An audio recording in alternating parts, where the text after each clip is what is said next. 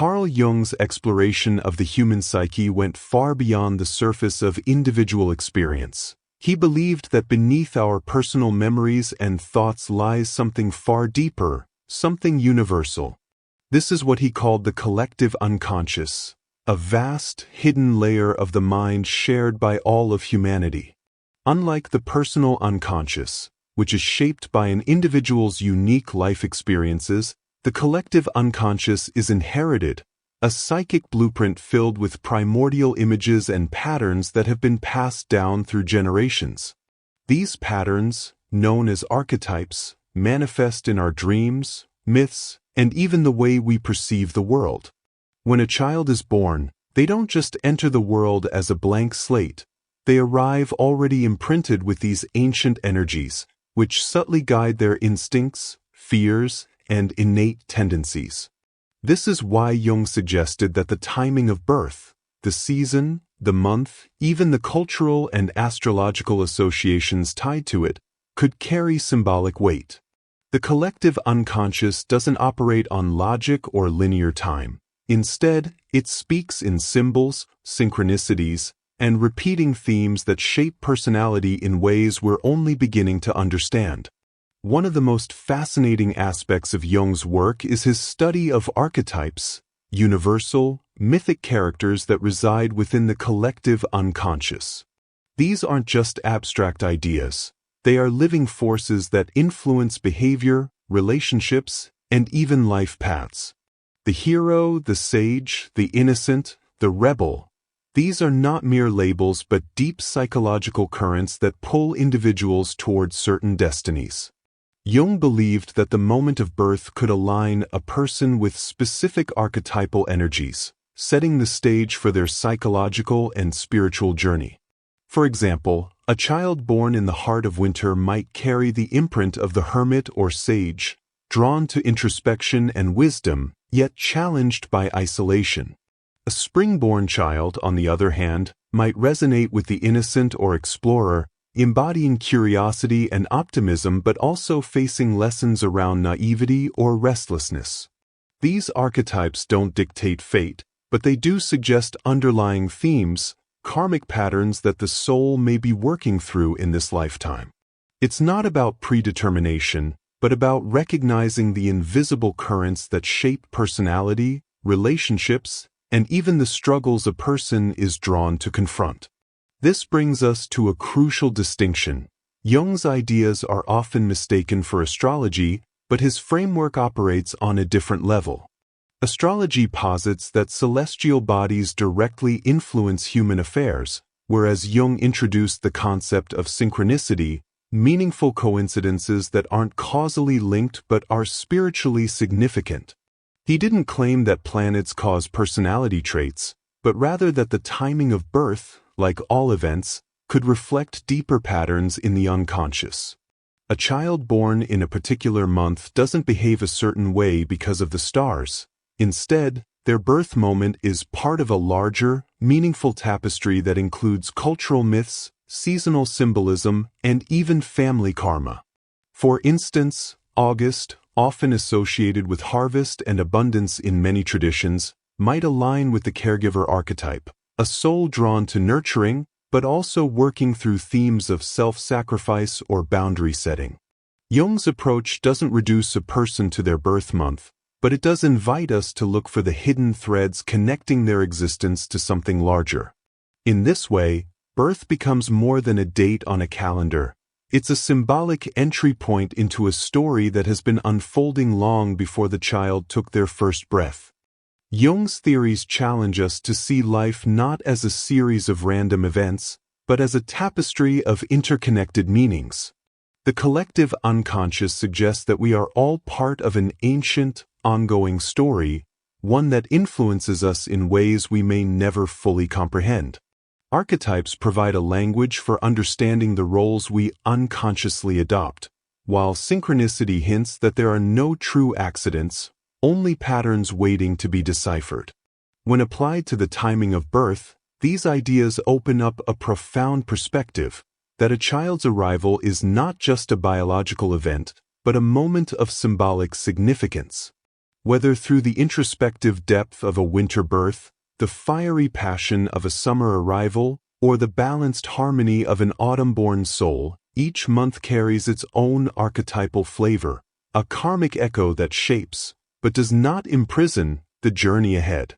The key, as Jung would remind us, is not to take these associations as fixed destinies, but as clues, guiding lights helping us understand the deeper currents moving beneath the surface of our lives. Every child arrives in this world carrying an invisible inheritance, not just from their immediate family, but from the deeper currents of the collective unconscious. The month of their birth acts as a doorway, revealing which archetypal energies are most active in their psyche, what karmic lessons they may be here to work through, and how their unique soul journey might unfold. This isn't about rigid fate, but about recognizing the patterns that shape their strengths, challenges, and the unconscious tendencies they'll need to integrate as they grow. Take January, for example, a month of deep winter stillness, where the world seems to pause under frost and introspection. Children born in this month often carry the energy of the sage, an archetype associated with wisdom, patience, and a natural inclination towards seeking truth. These are the quiet observers, the ones who ask profound questions early on, drawn to books, puzzles, or solitary contemplation. Their karmic lesson often revolves around the pursuit of knowledge, but the shadow side of the sage can manifest as rigidity, an unwillingness to accept ideas that don't fit their inner framework. Parents might notice their January-born child resisting authority not out of rebellion, but because they instinctively question whether rules make sense. To nurture this archetype, encourage their curiosity but also gently challenge them to stay open. Teach them that wisdom isn't just about having answers, but about remaining flexible enough to keep learning. Shadow work for the sage involves embracing uncertainty, so activities that foster spontaneity, improv games, creative arts, can help balance their natural seriousness. Then there's April, the heart of spring, when the world bursts back to life with vibrant energy. April-born children often embody the innocent, an archetype radiating optimism, trust, and a pure, unfiltered joy in being alive. They approach the world with wide-eyed wonder, believing in goodness and often displaying an almost preternatural sweetness. But their karmic lesson is one of discernment, because the innocent's greatest challenge is learning that not everything, or everyone, is as harmless as they are. Without this balance, they may grow up either too naive, easily taken advantage of, or, paradoxically, develop a cynical streak if their trust is broken too harshly. Parents can support them by honoring their natural brightness while gradually teaching them healthy boundaries, not to dim their light, but to help it shine more wisely. Storytelling is a powerful tool here. Fairy tales and myths that feature innocent figures, like Persephone or Dorothy from The Wizard of Oz, can help them understand that even in a world with shadows, their optimism is a strength, not a weakness. By contrast, September arrives as summer fades, a month of harvest and transition. Children born in this time frequently carry the healer archetype, old souls with an innate sense of empathy drawn to soothing others, whether through words, touch, or simply their calming presence. Their karmic lesson revolves around compassion, but the healer's shadow is self-neglect. They may absorb others' pains so deeply that they forget to tend to their own needs. Parents might notice their September-born child being the peacemaker among siblings or friends, or expressing an unusual sensitivity to conflict or injustice. To nurture this archetype, teach them that healing isn't just about giving, it's about receiving too. Encourage practices that help them protect their energy, like mindfulness or creative expression, and model healthy self-care so they learn that setting boundaries isn't selfish, but necessary for their gifts to flourish. Finally, consider December, a month of long nights and glittering festivities, where the line between the mundane and the magical feels thin. December-born children often resonate with the magician, an archetype of transformation, charm, and the power of manifestation. These are the storytellers, the persuasive negotiators, the ones who seem to bend reality to their will through sheer charisma or imagination. But their karmic lesson is integrity, because the shadow of the magician is manipulation, whether intentional or unconscious. A December child might learn early that they can influence people with a smile or a well-told tale, but without guidance, this can slip into using their powers for control rather than creation. Parents can guide them by channeling their natural magnetism into positive outlets, performance arts, leadership roles, while emphasizing honesty and accountability. Jung's concept of shadow work is crucial here. Help them recognize when they're twisting the truth or ignoring others' needs, not to shame them, but to help them align their gifts with wisdom. Each month's archetype offers a lens, a way to understand the invisible forces shaping a child's instincts, struggles, and potential. But these patterns aren't prisons, they're starting points. A January-born sage might learn to temper their rigidity with humor. An April innocent can grow into resilient optimism. A September healer can discover that true compassion includes themselves. And a December magician can use their charm to uplift rather than deceive. The key lies in recognizing these energies not as fixed destinies, but as currents in a river. The child is still the one steering the boat. Parents who understand these undercurrents can offer guidance that doesn't fight their nature, but helps them navigate it with awareness, turning karmic challenges into the very things that make them whole. Every child's journey through life is shaped not just by their conscious experiences, but by the invisible currents of their deeper psyche, what Carl Jung called the process of individuation, the lifelong work of becoming whole by integrating all parts of the self. For parents, this presents a unique opportunity.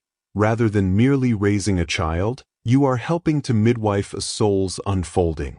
One of the most crucial aspects of this process is shadow work, the recognition and integration of the unconscious, often suppressed aspects of personality.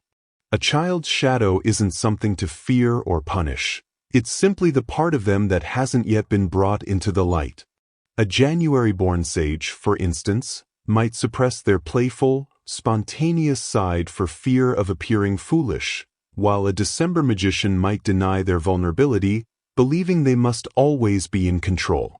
Parents can guide this integration by modeling self-awareness. When you acknowledge your own imperfections and emotions without shame, you teach your child that wholeness isn't about perfection, but about embracing every facet of who they are. Simple practices like reflective storytelling, "Sometimes I feel scared too, and that's okay," or encouraging creative expression, art, journaling, roleplay, can help children explore their shadows in a safe, constructive way. Beyond the individual psyche, Jung also recognized the weight of generational karma, the unconscious patterns, traumas, and strengths passed down through family lines. These inherited energies can manifest in subtle ways. A lineage of healers might produce a September-born child with an uncanny gift for soothing others, but also an unspoken expectation that they always put others first. Or a family with a history of stifled creativity might unconsciously discourage an April-born innocent's imaginative pursuits, fearing impracticality. The first step in breaking or fulfilling these patterns is awareness. Parents can ask themselves, what stories, behaviors, or beliefs have been handed down in our family? Do they empower or limit my child's natural archetypal gifts? For example, if your December-born child's magician energy is met with suspicion, don't be so manipulative. Could you reframe their charm as a potential for leadership? Generational karma isn't a life sentence, it's a dialogue. By consciously choosing which patterns to honor and which to release, you help your child write their own chapter in the family story. Rituals and symbolic practices can serve as powerful tools to honor a child's birth month energy and reinforce their karmic strengths. These don't need to be elaborate. Their power lies in their intentionality. For a January sage, a simple wisdom jar, where they and you add notes about lessons learned each month, can validate their introspective nature while encouraging them to share their insights. An April innocent might thrive with a boundary bracelet, a beaded bracelet where each bead represents a time they honored their needs, e.g., saying no to a friend who wasn't kind. For a September healer, a nightly compassion candle ritual, lighting a candle while naming one way they helped others and one way they cared for themselves, can balance their giving nature. And a December magician could benefit from a manifestation mirror, where they write or draw desires on a small mirror, symbolizing reflection and clarity, then discuss the ethical dimensions of their wishes. How might this affect others? These practices aren't magical fixes, they're psychological anchors, ways to make the intangible aspects of their archetype tangible, giving them language and imagery to understand their own depths. Guiding a child's karmic path isn't about scripting their life. It's about providing the tools and awareness they need to navigate their own journey. Jung's framework reminds us that parenting is less about molding and more about witnessing, observing the archetypal currents in your child's life without forcing them into a predetermined box. When a January child resists play for fear of failure, it's not a flaw to correct, but a shadow to gently explore. When a September child absorbs a friend's sadness, it's not just empathy to praise, but a lesson in self-preservation to teach. By combining shadow work, generational awareness, and symbolic rituals, you create a parenting approach that honors not just who your child is now, but who they are becoming, a soul unfolding in its own time, with its own sacred purpose. Any discussion linking birth months to personality or destiny inevitably invites skepticism, and rightly so. In an era saturated with pseudo-scientific horoscopes and reductive personality quizzes, it's crucial to ask, does applying Jung's theories to birth months risk slipping into determinism, the idea that our lives are rigidly predetermined? Critics might argue that such frameworks, however poetic, could limit a child's potential by boxing them into archetypal categories. A parent might wonder, if I see my December-born child as a magician, does that mean I'll overlook their scientific talents? These concerns are valid, but they stem from a misinterpretation of Jung's work. He vehemently opposed literal interpretations of his symbols, viewing them not as fixed labels, but as dynamic tools for self-discovery. The key lies in distinguishing between pattern and predestination. Just as knowing a tree's species helps us understand its growth habits, without dictating every twist of its branches, recognizing archetypal currents offers insight, not inevitability. The danger arises not from the framework itself, but from its misuse, treating a child's birth month as their entire story rather than one thread in a vast tapestry. Jung himself cautioned against overinterpreting symbols, warning that the unconscious speaks in metaphors, not absolutes. In his memoir Memories, Dreams, Reflections, he wrote, "The psyche is not a chaos but a cosmos of infinite complexity." This complexity defies simplistic categorization. For example, while a September-born child might resonate with the healer archetype, they could also carry strands of the warrior, assertiveness, or the sage, wisdom, archetypes that emerge in different life stages or circumstances. Jung's concept of synchronicity further clarifies this. Birth months, like dreams or coincidences, are meaningful but not causal. A child born in April isn't optimistic because of their birth month. Rather, their birth moment synchronizes with broader patterns of renewal and innocence in nature and culture. This distinction liberates the theory from fatalism, transforming it from a horoscope-like prediction into a reflective mirror for understanding innate tendencies. The true value of this lens lies in its flexibility, its capacity to foster open-minded curiosity rather than rigid belief. Consider how modern psychology embraces the big five personality traits, openness, conscientiousness, etc., as spectrums, not binaries. Similarly, archetypes are fluid energies, not locked roles. A parent might observe that their January-born child's sage-like love of structure clashes with a younger sibling's spontaneity, but instead of labeling this as just how they are, they can use the insight to facilitate growth. How can we help the sage child adapt when plans change? Or, how can the spontaneous child appreciate the sage's need for order? This approach aligns with Jung's emphasis on individuation, the lifelong process of integrating all parts of the self, including those that contradict our dominant archetype. By viewing birth month energies as starting points rather than destinies, we honor the complexity Jung championed. Ultimately, the skepticism surrounding these ideas serves a vital purpose. It keeps us questioning, refining, and avoiding dogmatism. Jung's theories thrive not in unquestioning acceptance, but in the tension between belief and doubt. As Swiss psychiatrist Marie-Louise von Franz, Jung's close collaborator, noted, the unconscious is always ahead of consciousness. It knows more than we do. This humility is the antidote to overinterpretation. Whether one engages with birth month archetypes as poetic metaphor, psychological heuristic, or spiritual hypothesis, the intention matters most. Are we using these concepts to expand our understanding of a child's uniqueness, or to reduce them to a type? The former cultivates empathy and adaptability, cornerstones of conscious parenting. The latter risks becoming a self-fulfilling prophecy.